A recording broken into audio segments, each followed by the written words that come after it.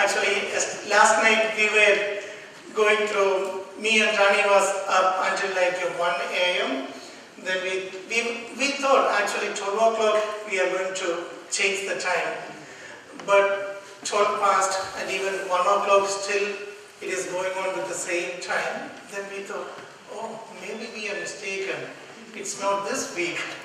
Then I went on to internet and checked about that. Then it says 2 o'clock it's going to change. 2 o'clock it makes 3. Then I was still kind of worried that what will happen if we usually keep our alarms on our cell phone. And on the cell phones, usually the time changes automatically. Then we thought, maybe what will happen if it doesn't get changed? So we put on 2 alarms. One the phone we arrange 1 hour prior to what time it's supposed to be. Then it's from 4 o'clock morning onwards, alarms start ringing. And then one phone we get up and switch off, and then again rings. We don't know what. It's from 4 o'clock today up. Anyway, but it was fun. Last year I remember some of our singers didn't realize it is time changing. They came 1 hour late, but today everyone came early, more than regular. Anyway, thank you so much and welcome to our service. And for me, actually always Sundays I enjoyed a lot. Fridays, Saturdays, sometimes too much work. But Sundays, after I meet with everyone, share with everyone, talk with everyone, it's kind of all kind of that stress and everything kind of get free and very, very kind of relaxed. Anyway, as you see from today's reading, I want to talk about true parents, and to pass the whole month we were talking about Messiah and true parents. And today again from the reading you may notice that it mentions like we are the children of true parents, and in order to be claimed to be the children, or as children we have to know who are our true parents and how much we know about true parents. And when I read those passages and when I was preparing, something came to me which happened many years before, right after I joined the church. Some of our members in India, within our village, who we were talking, not that I was, some of our little bit older members, maybe they were 1 year in the church or something. They said, Reverend and Mrs. Moon is the founders, then who is the next person? If Father Moon died, who will be the leader? Then according to, anyway, that discussion, some of them said,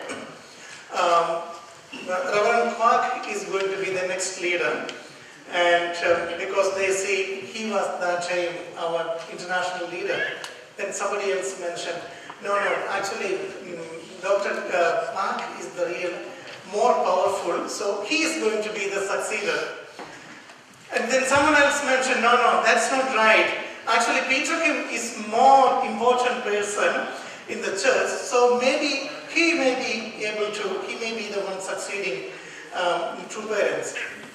Then one more, then I remember somebody mentioned that, no, actually it should have been Womble Kim, because he was the first follower, stick with true parents. And that time I didn't see any difference, anything unusual about that discussion. But later, after many years, I felt how immature we were and how silly we were. We could not understand true parents at all that time. And we were just thinking about very, very humanistically that true parents are head of just some organization where they are kind of, after their time, someone else is inheriting that position. Then it's kind of very, very, sometimes I feel it's too silly. We thought so many times that way. Maybe, I don't know, in any other countries or any other churches that happen, but I witnessed to that. Then, actually, when we really think about that, are we able to think? Can we even think about that? Maybe the reason why we thought about that or think such way is that true parents lived with us or living with us as with their own body, as just like us, and they are doing all other things as a human being. Then we compare true parents with other people in a very humanistic way. And as I was preparing this sermon series, I thought this is something very, very important. We all should be aware of that. And the position of true parents, actually last 2-3 weeks, we touched base in these areas, and today I want to focus just about that part. What is true parents' mission? And also what is our mission? What we are supposed to do and what true parents are supposed to do. Here,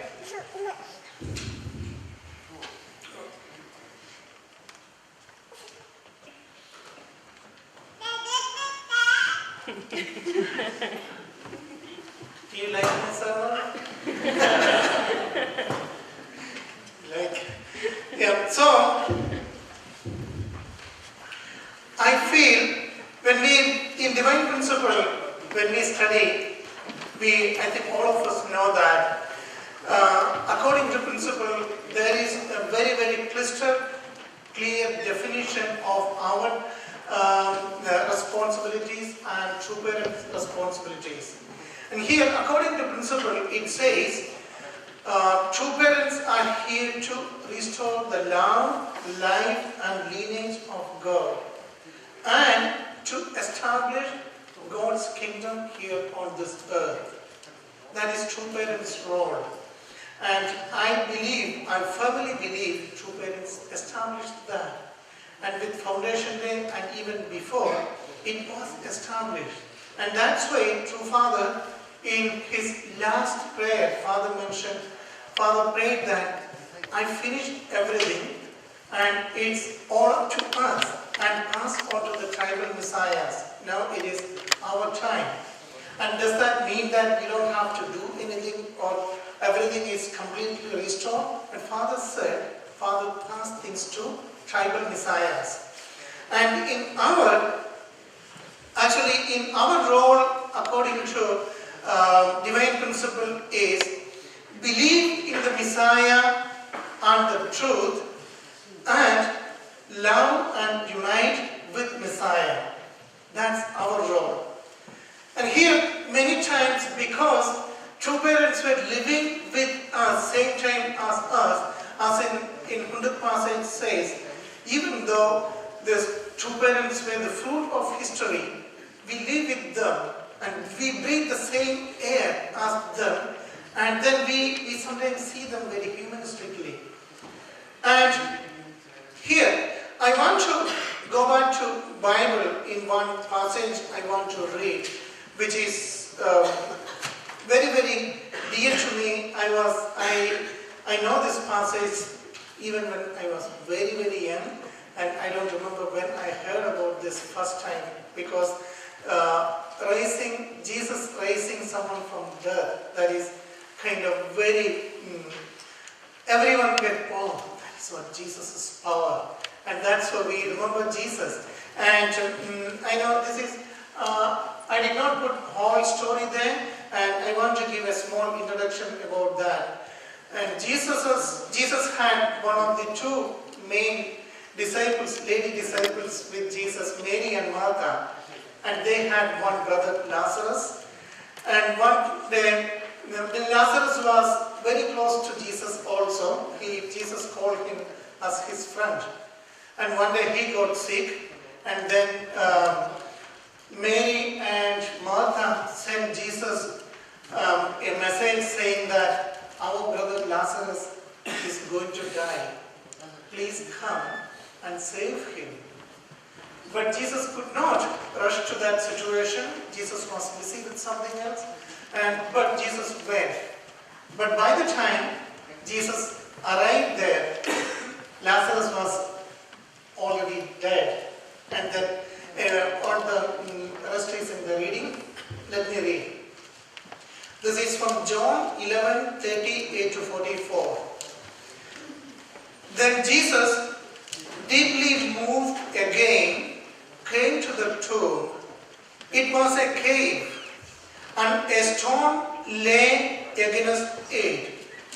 Jesus said, "Take away the stone."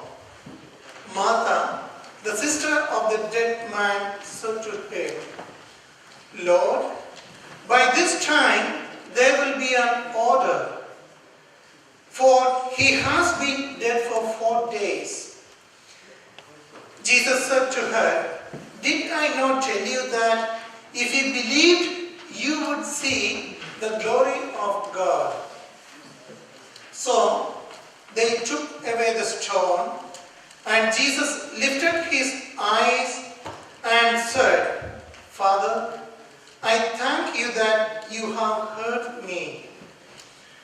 I knew that you always hear me, but I said this on account of people standing around, that they may believe that you sent me."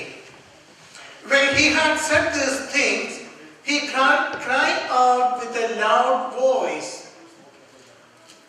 "Lazarus, come out."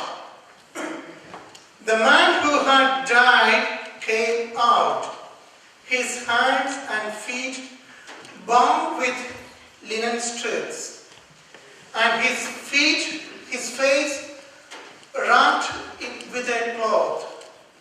Jesus said to them, "Unbind him and let him go." And this passage was very, very close to me, and I read that many times in my childhood, and same as I read many other miracles Jesus performed. We used to pick which part are the miracles from Bible. We don't. Anyway, we used to read Bible continuously in my home when I was a child. But as children, when parents are not around, we used to take which part from Jesus did miracles. And then I remember we reading like Jesus making wine out of water, then Jesus walking over water and this kind of things. Then again one time Jesus said, "If you have faith as much as a mustard seed, you can move mountains." And then one time I went out and said, "Move!" I commanded to the mountain. But mountain did not move. I don't know why. I got upset. I frustrated. I have faith. I go to church every Sunday. I'm an altar boy. I join with the mass and I support to have the program. Then I go to Sunday school and I have faith. I have more than a mustard seed. Then why it doesn't move? Then again I tried to walk over water. In my village, in my part of India, we have lots and lots of streams and lakes, and we even go for morning to take shower. We go into the stream and jump into that. So everywhere streams. I try to walk over the streams. Then the first good bang. Why is it? Anyway, after many years, I understood that's not the thing I needed to do. That's not the thing I am supposed to do. These miracles are there. Here it says, this is for us to believe. Jesus was, in divine principle, it's very clearly said that Jesus had to perform miracles because in order to make people believe him as the Messiah, him as a person who was sent by God. And that's why he did those miracles. And many times we just focus on those miracles and not the real teachings Jesus did. Anyway, back to the story. This particular story, And also I believe other miracles also very, very clearly tell us what is Jesus supposed to do, what is Messiah supposed to do, and what we are supposed to do. Just as in divine principle it says, like us people, we are supposed to, like Messiah is supposed to restore love, life and lineage and establish God's kingdom here, and we are to believe in the Messiah and the truth and love and unite with Messiah. In this story of rising Lazarus from death, it says very, very clearly. I want to focus on that. Let's see, when Jesus came to know Lazarus was dead, he came. And he already knew that he is dead and I'm going to resurrect him. He can do that. And then when he came in, he told people, take away the stone. He ordered to the people that take away the stone, but can you put on that screen? Take away the stone. But Martha, the sister of the dead man, Lazarus, she said, Lord, by this time there will be an order, for he has been dead for 4 days. And Jesus said, did I not tell you that if you believed, you would see the glory of God? When Jesus said, take away the stone, Martha did not believe in him. Or I think even other people also. Martha and Mary was one of the closest people to Jesus there. And I believe there were many, many people gathered around him. They also did not believe. They said, no, it's not possible. And even like this is 4th day, what are you talking about? That must be in their mind. 4th day has a very significance in Jewish concept. In Jewish tradition that time, they believed once a person died, at least for 3 days, the spirit stays with the body. Sometimes even that person can come back to life. But 4th day means it's done, no more hope, and don't even worry about that. And so Martha is telling, Master, what are you saying? He is dead for 4 days. He is done. His body is decaying. Don't even think about raising him from dead. You could have come while he was sick, and you could help him you could bring him back to normal life from sickness.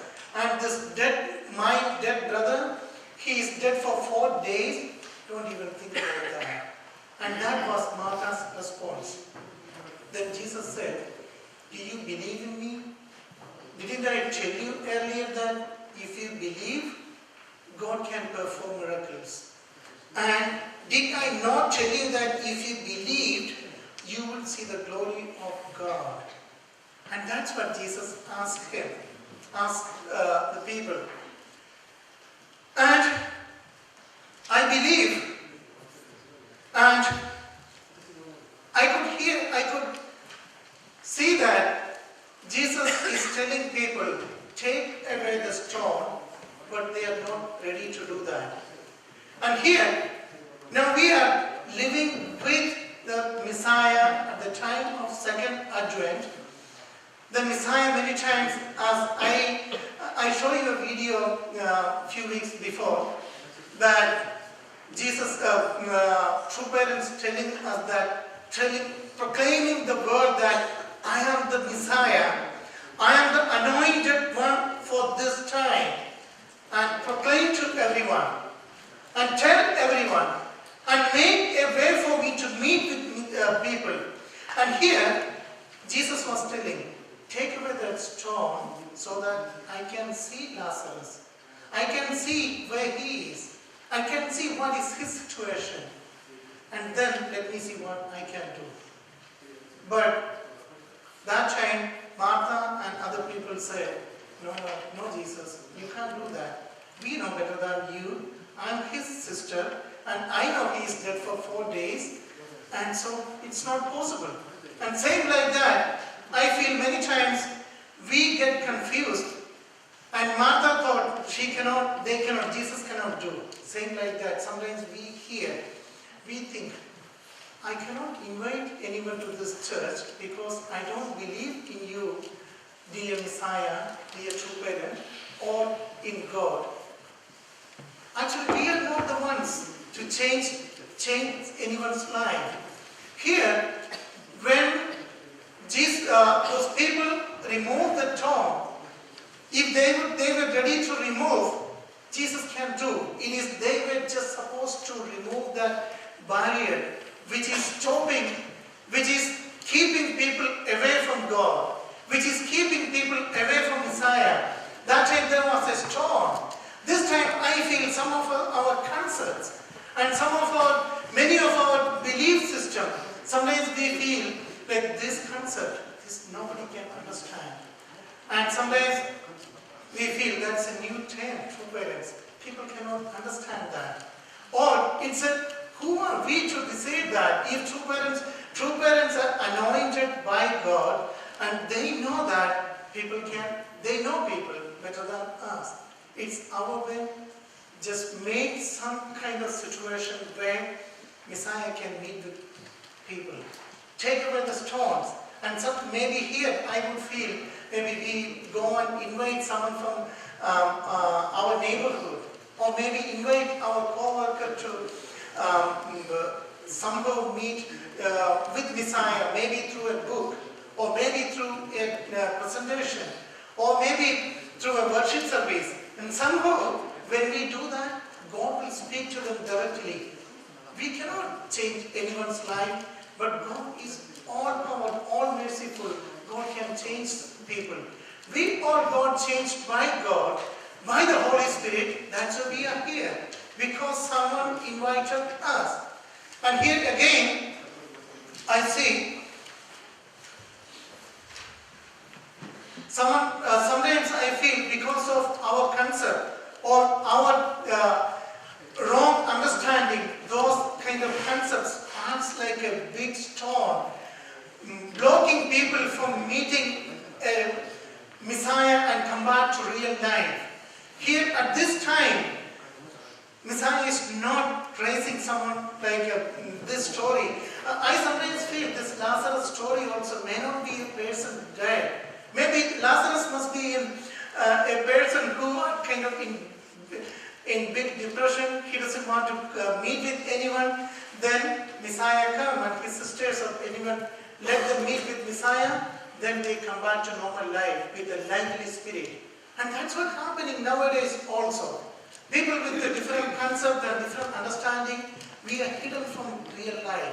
We don't have that life because many people out there don't have that real connection with God. We just need to somehow make an arrangement for them to meet God, Messiah. And here, again after that, I see when they opened that, Jesus prayed, Father, I thank you that you have heard me. I knew that you always hear me, but I said this on account of the people standing around, that they may believe that you sent me. When he had said these things, he cried out with a loud voice, Lazarus, come out. The man who had died came out with his hands and feet bound with linen strips, with his face wrapped with a cloth. And that's what Jesus did. And when they removed the stone, Jesus could see where is Lazarus at this point. Then Jesus said, come out, Lazarus. Come out to life. So Lazarus came out.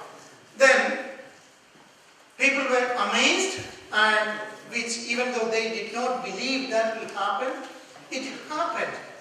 And the dead man came out with tied linen, with his whole body. I don't know how he came out. It says his hands were tied and feet were bound, but somehow he came out. And his face were covered, but he came out. Then Jesus again said, Jesus said to people, unbind him and let him go. And here, these three things I see. First, Jesus said, people to make a way for the Messiah to meet with people. Then Messiah brought them back to life. And then Jesus said, Messiah said, unbind him so that he can go. See, let him go. As a person, let him walk. And that I feel we have to focus on that part. Not how. Many times, as far as I remember, historically for many, many years, for me, the only thing I remember in this whole this story is come back to life. Come out to life. Raising someone back, bringing someone from death to life. That's what I remember. That was my whole focus. I totally missed what other people had to do for that. Think about that. If those people were not removing that stone which was blocking Jesus to access to that person, would that ever happen? Probably not. And again, after this, when that person came back to life and Jesus ordered him, unbind him and let him go, if they don't do that, what will happen? He will be again like a dead body in a coffin, maybe, I think, maybe, have you seen this,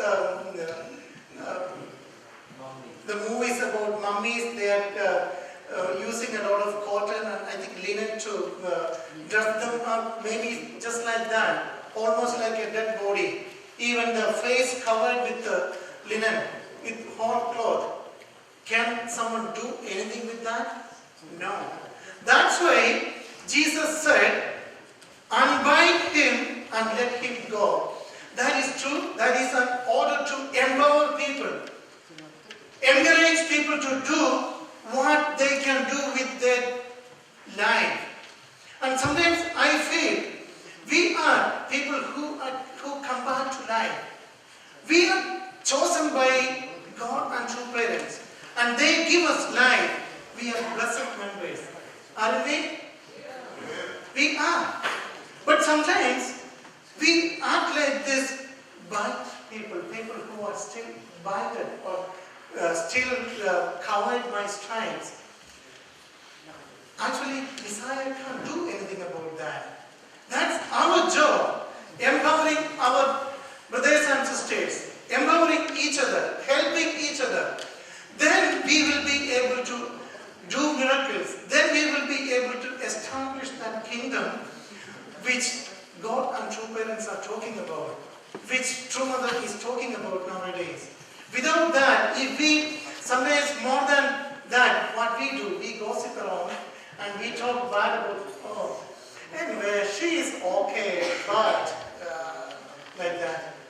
And she said, he is a good person, but he can't do anything. We have to empower people.